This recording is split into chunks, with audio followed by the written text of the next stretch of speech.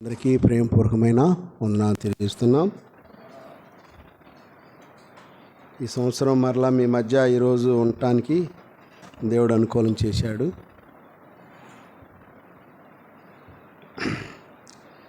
ఈరోజు బేస్తవారము Bible study కార్యక్రమం మా కొడుకు కుర్చేడులో కూడా ఈరోజే.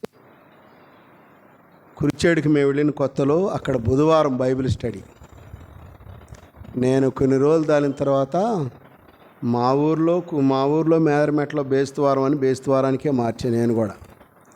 ఈరోజు బేస్తవారం మాకు అక్కడ కూడా బైబిల్ స్టడీ. దేవదాసు పిల్లలు ఉన్నారు, కొంతమంది చూసుకుంటున్నారు. దేవుడి దయ వల్ల ఈరోజు మీ ఉండే అవకాశం ఇచ్చాడు. కొద్ది సమయాన్ని మనము పరిశుద్ధ గ్రంథంలో నుంచి బైబిల్ నుంచి కొన్ని మాటలు మనం చూద్దాం. మత్తయి సువార్త 21వ అధ్యాయము 1 నుంచి కొన్ని వచనాలు చదువుకుందాం. బైబిల్ ఉన్న మనం అందరము మనకున్న కొద్ది సమయంలో క్షేమంగా ఆ మాటలను కొన్నిటిని మనము ధ్యానం చేద్దాం. మత్తయి సువార్త 21వ అధ్యాయము 1 నుంచి కొన్ని మాటలు చదువుతాను. నేను 1 నుంచి దరిదాపుగా 9 వచనాలు చదువుదాం. తరువాత యెరూషలేమునకు సమీపించి ఒలీవ చెట్ల కొండ దగ్గర ఉన్న బేత్పకేకు వచ్చినప్పుడు యేసు తన శిష్యులలో 2 చూచి, మీ ఎదుటనున్న గ్రామమునకు వెళ్ళుడి. వెళ్ళగానే కట్టబడి ఉన్న ఒక గాడిదయు దానితోనున్న ఒక గాడిద పిల్లయు మీకు కనబడును. వాటిని విప్పి నా యొద్దకు తోడుకొని రండి. ఎవడైనను మీతో ఏమైనను అనిన ఎడల అది ప్రభువునకు కావలసి ఉన్నదని చెప్పవలెను. వెంటనే వాడు వాటిని తోలిపెట్టినని చెప్పి వారిని పంపెను.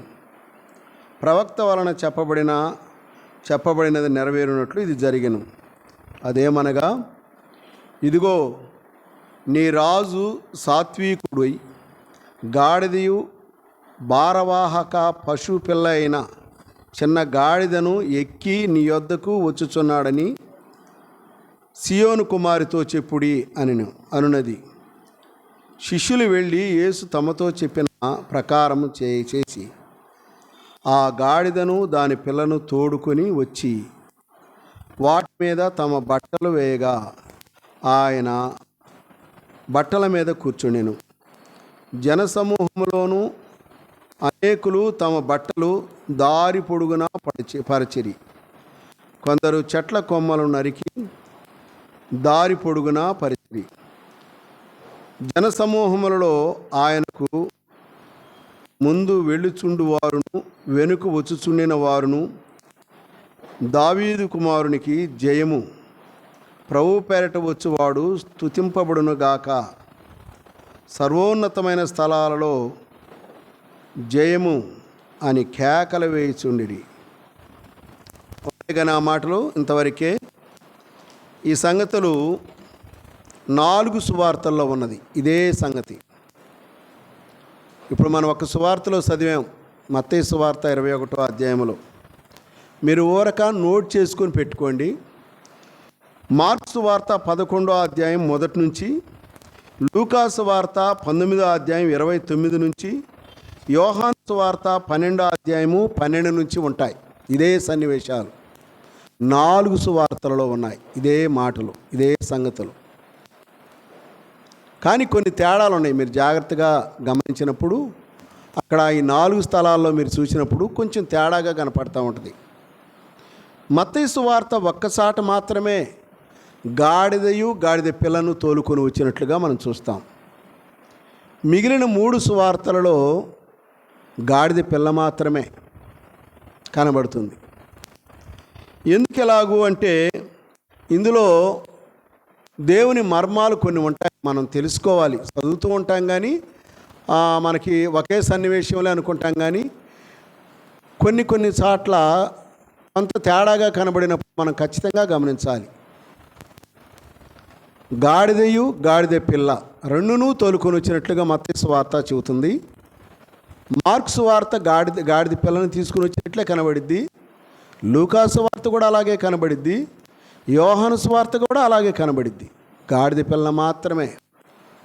మత్తయి ఎందుకు రాశాడు గాడిద పిల్లను అనేది? మనం రెండింటిని తీసుకొచ్చారేంటి అనేది మనకు కనబడుతూ ఉంటుంది. ఇక్కడ మనము ఒక మర్మం కనుక్కోవాలి. మన దేవుడు త్రియేక దేవుడు, తండ్రి, కుమార, పరిశుద్ధాత్మ దేవుడు. వీరు ముగ్గురిని మనం ఒకే చాట ఎక్కడా చూడలేము. త్రియేక దేవుడు అని చెబుతాం, కానీ ఒకే సందర్భంలో ముగ్గురు ఉన్నట్లుగా మనకు కనబడదు, ఎక్కడా కనబడదు. ఒక పరలోకంలో అన్నట్లుగా ఇప్పుడు ఆ త్రియేక దేవుడైన ప్రభు మన మధ్య ఆత్మరూపిగా ఉన్నాడు. 2026 సంవత్సరాల క్రితము శరీర రూపిగా ఉన్నాడు. ఆ పైబడి సంవత్సరాలలో ఆయన తండ్రిగా ఉన్నాడు. ఈ కాలాలు కూడా మనకు కొంత తెలుసు, కానీ వాళ్ళందరూ వాళ్ళు ముగ్గురు ఒకేసాట ఉన్నట్టుగా కానీ, అంటే ముగ్గురు ఉన్నారని కాదు, అక్కడ త్రియేక దేవుడు. ముగ్గురు ఒక విషయాన్ని ప్రతి సందర్భాల్లో ఏకీభవిస్తారు. కుమారుడు చేసిన దాన్ని తండ్రి ఒప్పుకుంటాడు, పరిశుద్ధాత్మ చేసిన దానిని కుమారుడు ఒప్పుకుంటాడు, తండ్రి చేసిన పనిని కుమారుడు పరిశుద్ధాత్మలు ఒప్పుకుంటారు. బైబిల్లో ఎక్కడ చూసినా కరెక్ట్గానే ఉంటుంది. కానీ వారు ముగ్గురు ఒక సందర్భంలో ఉన్నట్టుగా ఎక్కడా మనకు కనబడదు. మత్తయి సువార్త మాత్రం అనుకున్న సాక్ష్యం ఇచ్చింది. ఎట్లాగంటే ఇక్కడ మనకి తెలియకుండానే అదృశ్యంగా మనకి ఈ విషయం కనబడిద్ది, ముగ్గురు ఉన్నారేమో అన్నట్లుగా. ఎందుకంటే ప్రభువు వాక్యంలో చెప్పాడు, ఈ లోకానికి ఆయన నరావతారంతో రావటానికి కారణం ఏమిటంటే, లూకాసు వార్త మనకి 19వ అధ్యాయంలోనే 10వ వచనంలో, నశించిన దానిని వెదకి రక్షించుటకు మనిషి కుమారుడు ఈ లోకమునకు వచ్చాను. అసలు నిజంగా నశించింది ఏమిటి? ఇక్కడ మనం చూస్తే 29వ వచనం కానించి మనం చూస్తే ఈ లూకాసు వార్తలో నిజంగా గాడిద పిల్లని తీసుకుని వచ్చినట్టుగా, నశించింది గాడిదే కావాలా, ఈ లోకంలో గాడిదకి చాలా విలువ లేదు కదా, దాన్ని తీసుకొని వచ్చి దానికి విలువను తెచ్చాడు అనుకుంటాం. గాడిద కోసం కాదు, అన్నిటికంటే నశించింది మానవుడే పూర్తిగా నశించాడు. నశించిన వెదకి రక్షించుటకు మనిషి కుమారుడు లోకానికి వచ్చాయంటే మానవుడే పూర్తిగా నశించాడు. మనుషుల కోసమే ఆయన వచ్చాడు ఈ లోకానికి. అది మనకు అర్థం కావడం కోసం అక్కడ రాయబడి ఉంది. ఏంటంటే మీరు గమనించారో లేదో, మత్తయి సువార్తలో రొంటిని తోలుకొచ్చినప్పుడు మన ప్రభువారు దేని మీద కూర్చున్నాడు? 3 సువార్తల్లో మనం చూసినప్పుడు గాడిద పిల్ల మీద కూర్చున్నట్టుగా కనబడిద్ది. మత్తయి సువార్తలో మనం చదువుకున్న అక్కడ ఒకసారి చూడండి, బట్టలు గాడిద పిల్ల మీద వేసారా, తల్లి మీద కూడా వేసారా చూడండి ఒకసారి. మత్తయి సువార్త 21వ అధ్యాయంలో కదా మనం చూసింది ఈ విషయాల్ని. గాడిద పిల్ల మీదనే వేసారా, తల్లి మీద కూడా వేసారా అనేది మనం గమనించాలి. ఎన్నో వచనము?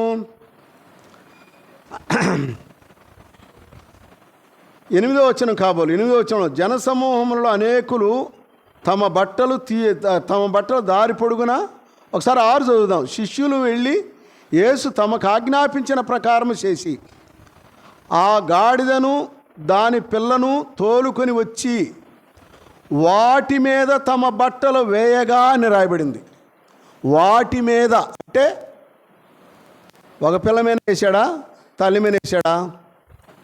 రొంటి మీద.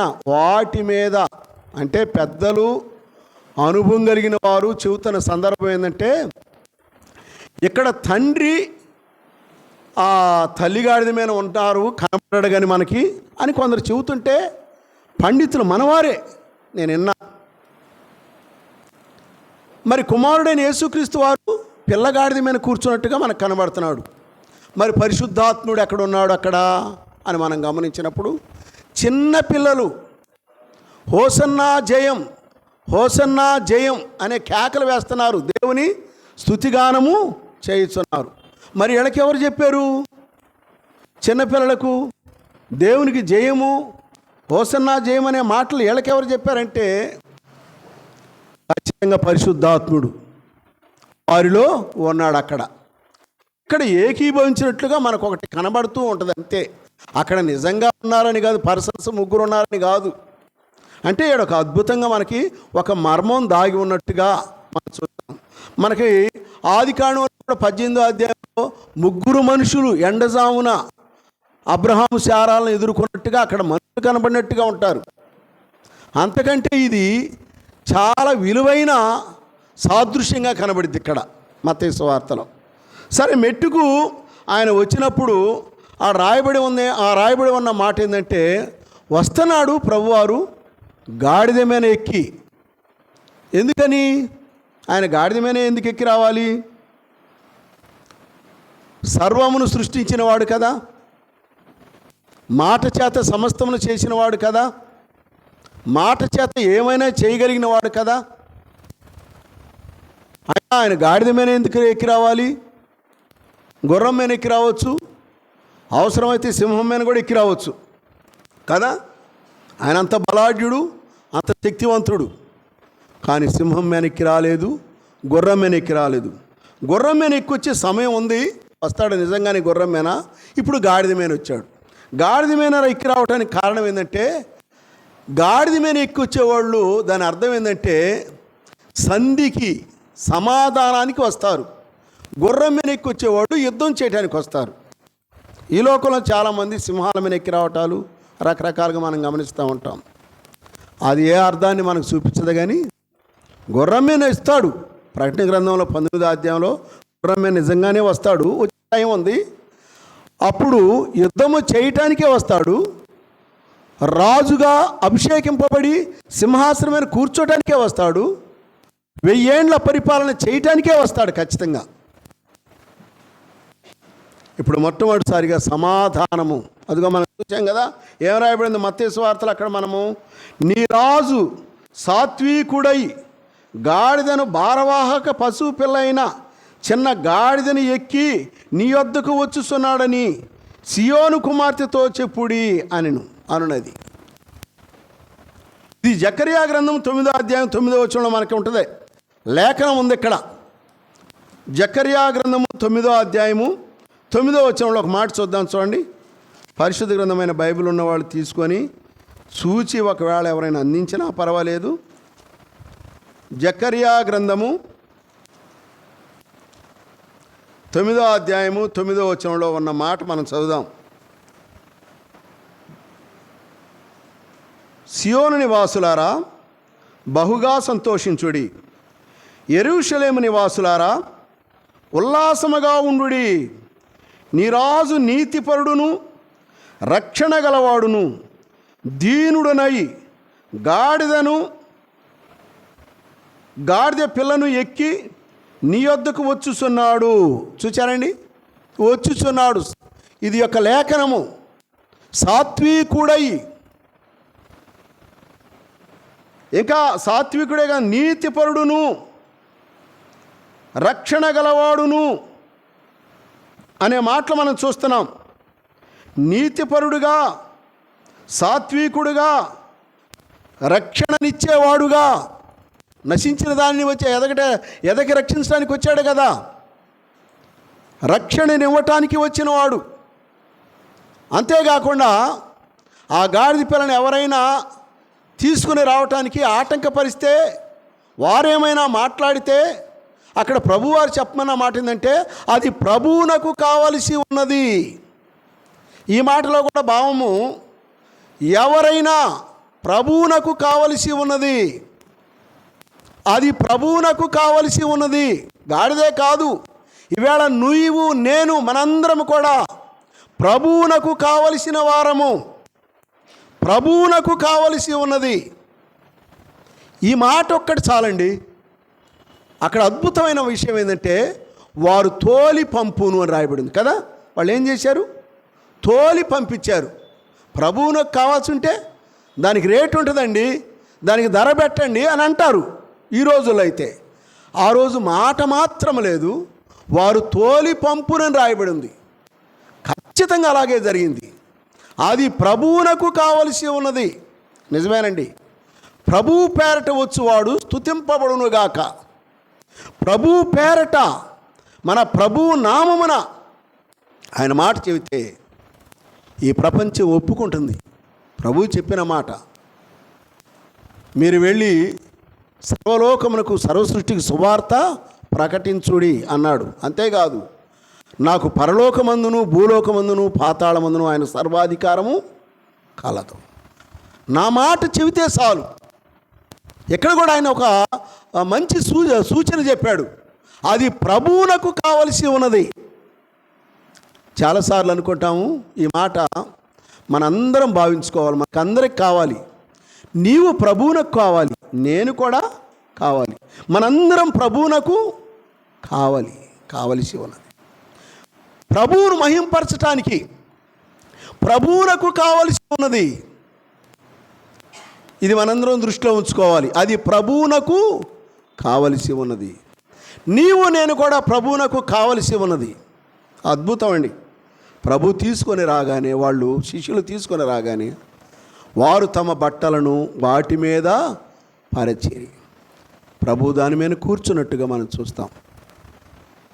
కూర్చుండగానే ఇంకా చాలామంది, ఇంకా అద్భుతం ఏంటంటే ఎక్కడ మనకి ప్రపంచ చరిత్రలో ఎక్కడా చూడని చరిత్ర సంగతి ఏంటంటే, అసలు గాడిద చాలా అవమానకరమైందంటే, ఆ గాడిద మీద బట్టల మీద ప్రభువు కూర్చోవటం వలన ఇక ఆ గాడిద మీద వేయటానికి ఇంకా వల్ల కాదని, గాడిద కూడా కింద నడవకూడదని వారు తమ బట్టలను కింద పరిచి గాడిదను కూడా బట్టల మీద నడిపించారు. కొందరికి బట్టలు లేకపోతే చెట్ల కొమ్మలను, ఖర్జూరపు కొమ్మలను, అనేకమైన కొమ్మలను తీసుకొని వచ్చి పరిచి నేల మీద నడవకూడదు అన్నట్టుగా ఆ గాడిద. ఇక్కడ కూడా మనం నేర్చుకోవాల్సిన కొన్ని పాఠం అండి. మనం కూడా గాడిద కంటే విలువ లేని వాళ్ళమే. అది ఎంత విలువ లేకుండా ఉంటుందో అంతకంటే విలువ లేని వాళ్ళమే.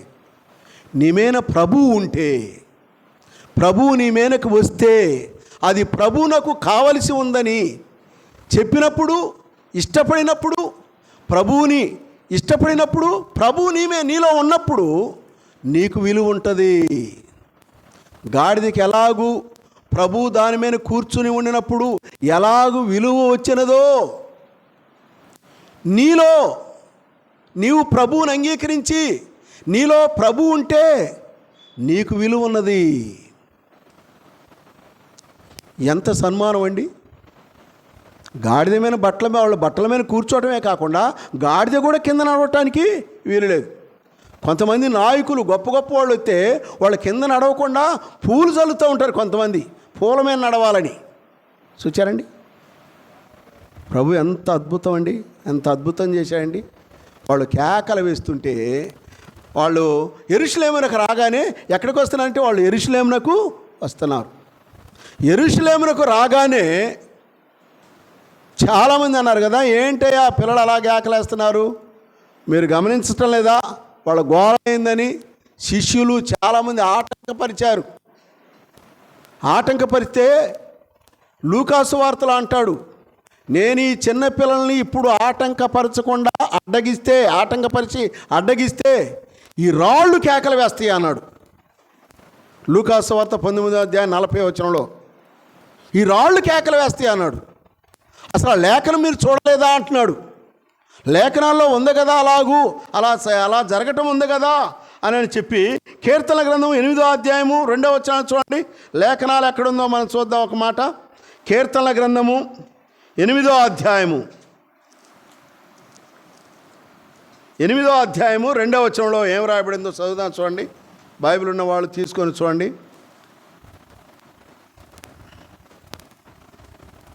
కీర్తన గ్రంథము 8వ అధ్యాయము 2వ వచనం. శత్రువులను పగ తీర్చుకుని వారిని మాన్పివేయుటకై నీ విరోధులను బట్టి బాలుర యొక్కయు సంటి పిల్లల యొక్కయు స్తుతులు మూలమున నీవు ఒక దుర్గమును స్థాపించి ఉన్నావు. బాలుర యొక్కయు చంటి పిల్లల యొక్కయు స్తుతుల మూలమున. బాలురు, చంటి పిల్లలు, వాళ్ళకి ఎవరు చెప్పారండి? యేసుక్రీస్తు వారి దేవుడని, జయమని చెప్పమని, హోసన్నా జయమని చెప్పమని ఎవరు చెప్పారు?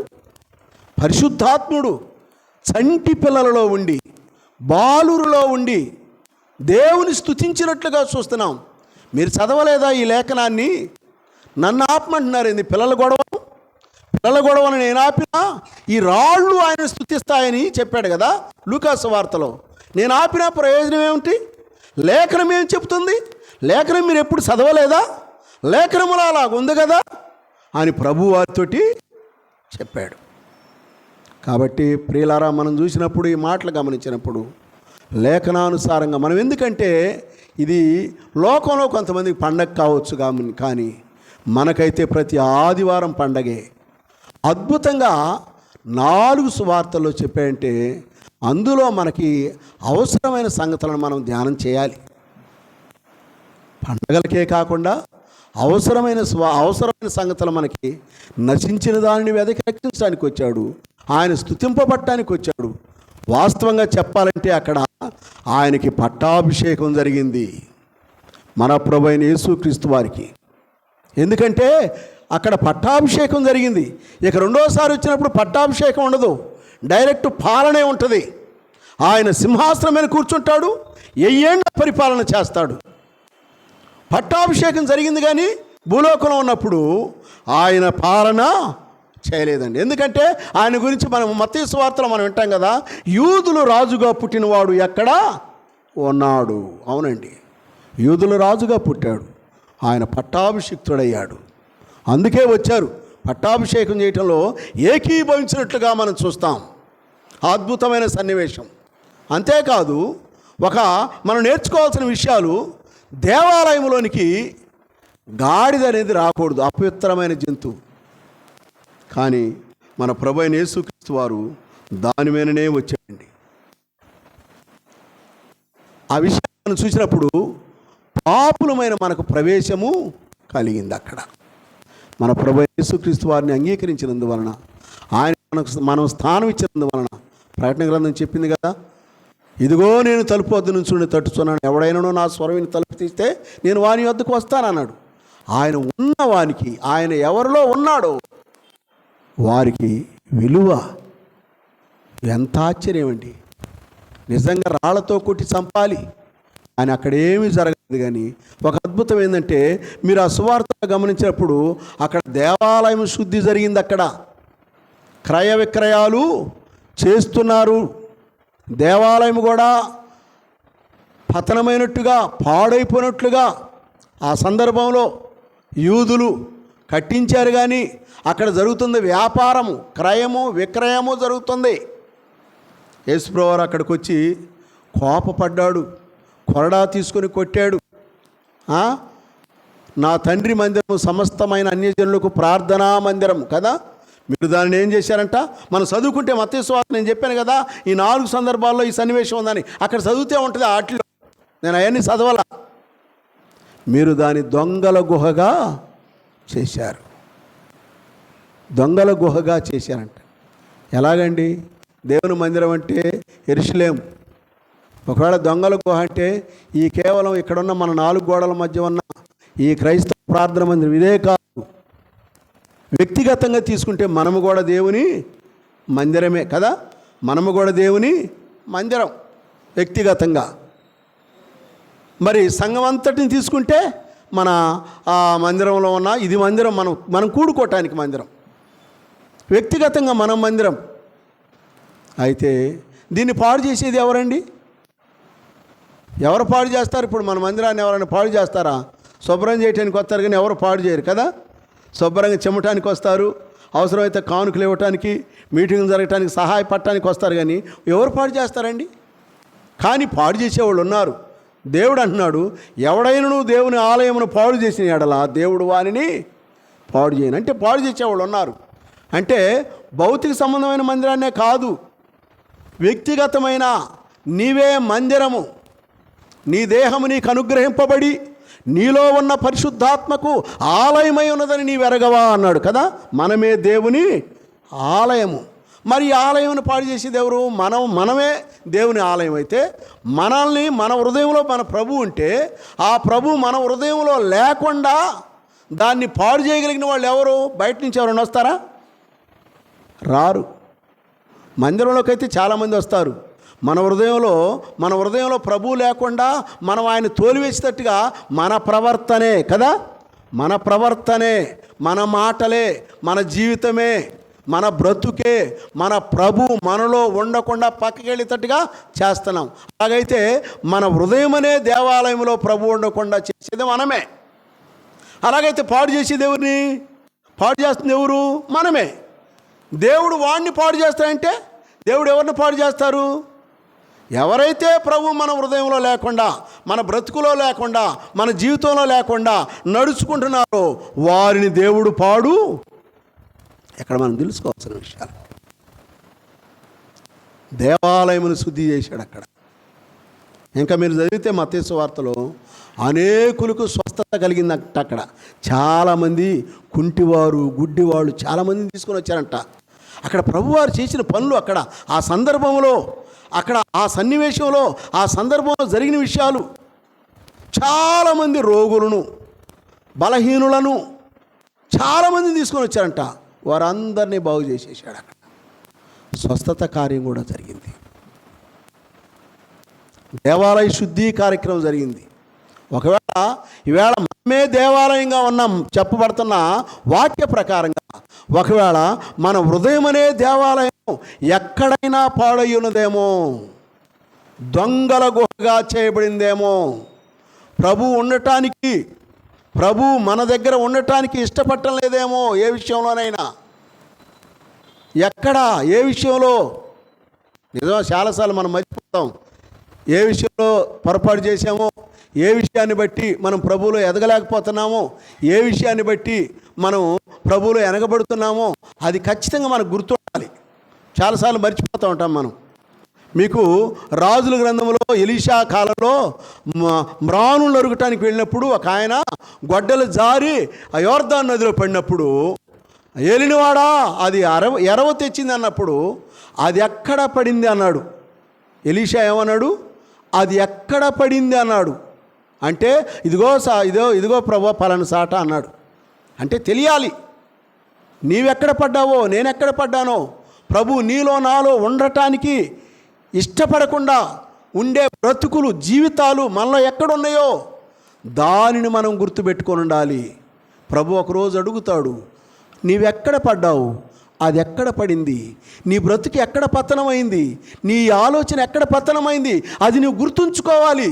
గుర్తుంచుకొని ప్రభువుని అడగాలి, ఒప్పుకోవాలి. అందుకనే అంటున్నాడు అది ఎక్కడ పడిందని. నిజమే, మనం పడిపోయిన విధానాన్ని, మనం జారిపోయిన విధానాన్ని, మనలో ఉన్న లోపం ఎక్కడ జరిగిందని దాన్ని ఖచ్చితంగా మనం ఒప్పుకోవాలి ప్రభు సన్నిధిలో. ఇవన్నీ తెలుస్తున్నాయి ఇక్కడ, ఇవన్నీ ఉన్నాయి ఈ సందర్భాల్లో.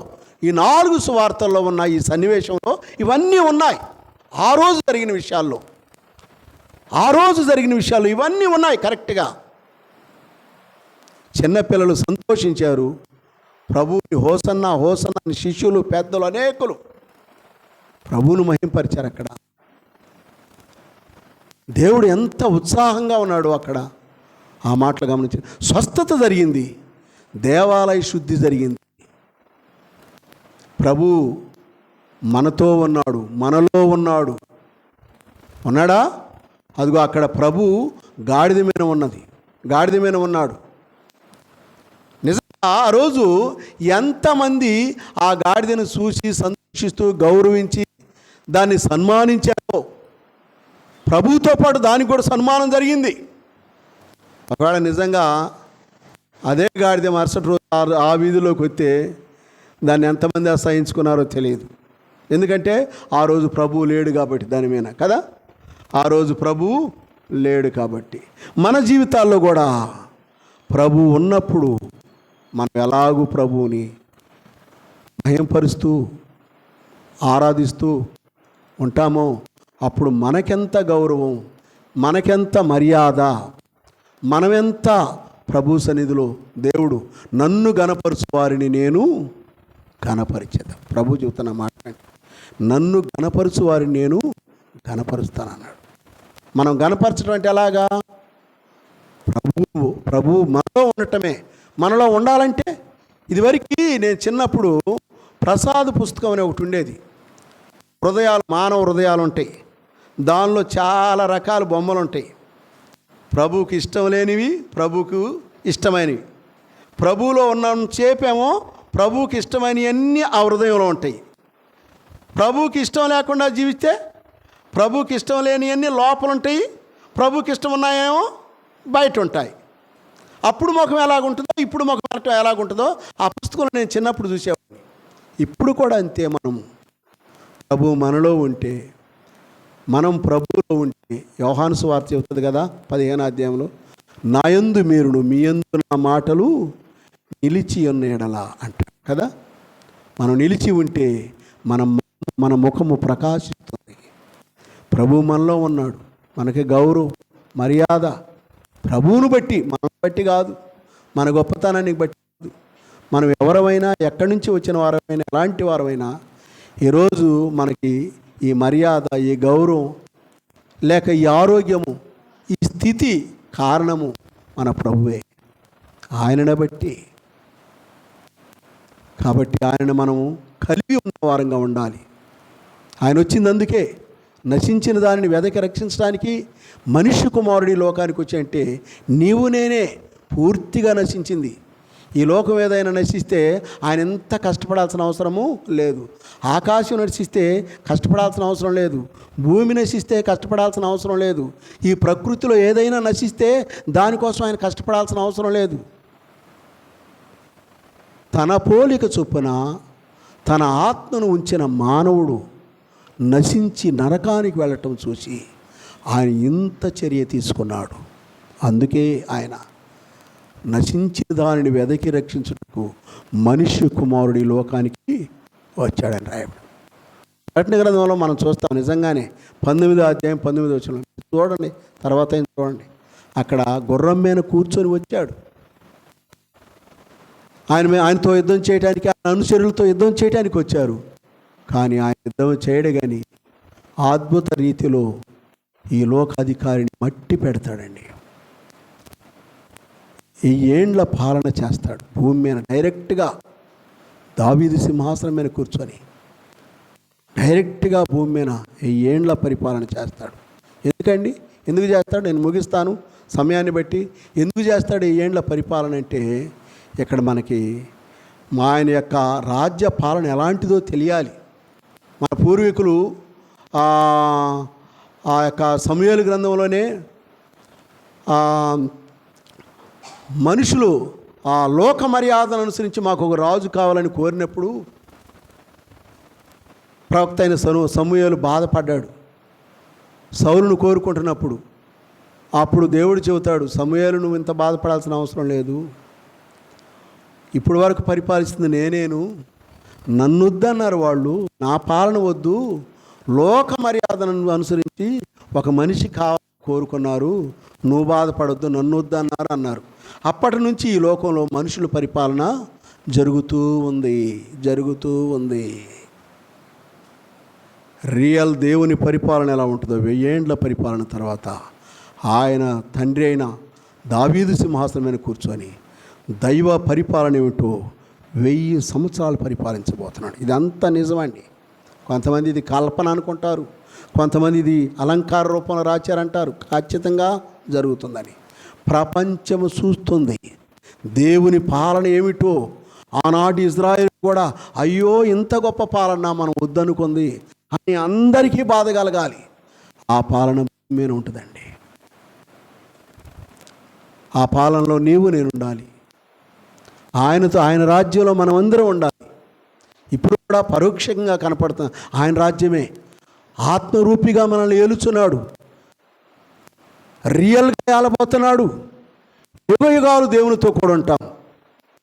ఆయన నమ్ముకోవటం వలన, ఆయనను కలిగి ఉండటం వలన, ఆయన చూస్తుంటే ఇహపరముల లాభము. ఈ లోకంలో లాభమే, పరలోకంలో కూడా లాభమే. దైవభక్తిని గురించిన మర్మము ఇప్పటి జీవమునకును రాబో జీవమునకును ప్రయోజనకరమై ఉన్నది. దైవభక్తిని గురించిన మర్మం కలిగి ఉందామా? భక్తిని, దైవభక్తిని కలిగి ఉంటే ఇప్పటి జీవమునకును రాబో జీవమునకంటే పరలోకంలో, దేవుని రాజ్యంలో, ఏళ్ల పరిపాలనలో, నిత్యత్వంలో ప్రయోజనకరమైనది. ఆ ప్రయోజనకరమైన బ్రతుకులు జీవితాల్లో మనం ఉండాలంటే ఆయనను మనం కలిగిన వారముగా ఉండాలి. ఆయనను మనం చేర్చుకున్న వారంగా ఉండాలి. ఆయన స్వార్థను అందించే వారంగా, పిల్లలు కూడా అక్కడ హోసన్నా అని జయమని పలికినట్టుగా మనము కూడా మన జీవితంలో మాట ద్వారా ఏ విధము చేతనైనా మన ప్రభు మన బ్రతుకులో మహిమపరచబడాలి. అప్పుడు మనకు దీవెన ఉంటుంది, ఆశీర్వాదం ఉంటుంది. ఇంకా అంతేకాదు, ఆయన బిడ్డలంగా మనం అలాగ ఉన్నప్పుడు మనకు దీవెన ఆశీర్వాదం ఉంటుంది కాదు, పరలోకంలో ఆయన నామానికి మహిమ కలగటమే కాదు, మనల్ని చూస్తున్న ఈ ప్రపంచంలో అనేకులు ప్రభువులోనికి రావడానికి అవకాశం ఉంటుంది. మనం ప్రభువులో ఉండి ఖచ్చితంగా ఉంటే 3 లాభాలండి. మనకు లాభము, మనల్ని చూసి అనేకులు ప్రభువులోకి రావడానికి దేవునికి లాభం. ఇదే ఫిరుల్లో పరలోకంలో ఆయనకి మహిమ.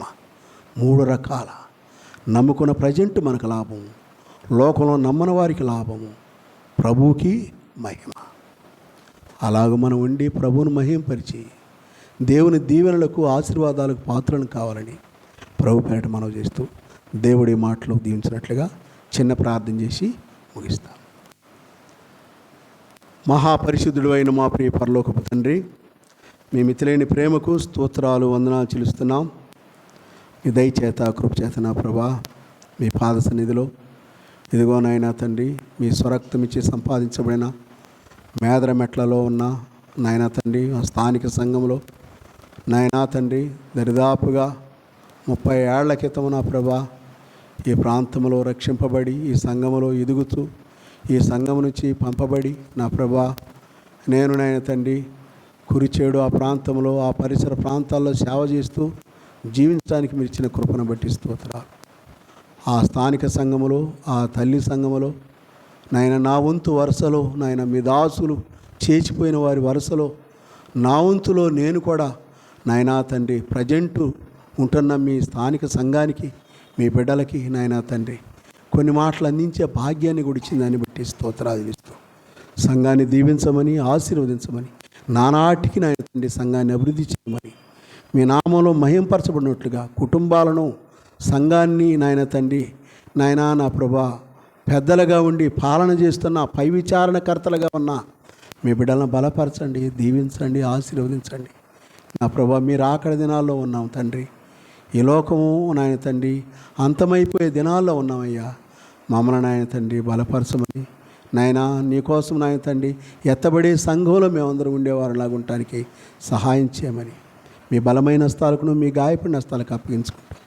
మా ప్రభువును మా రక్షకుడునైన యేసుక్రీస్తు నామంలో ప్రార్థన చేసి అడిగి వేడుకుంటున్నాం తండ్రి. ఆమేన్. అందరికీ వందనాలు తెలియజేస్తున్నాను.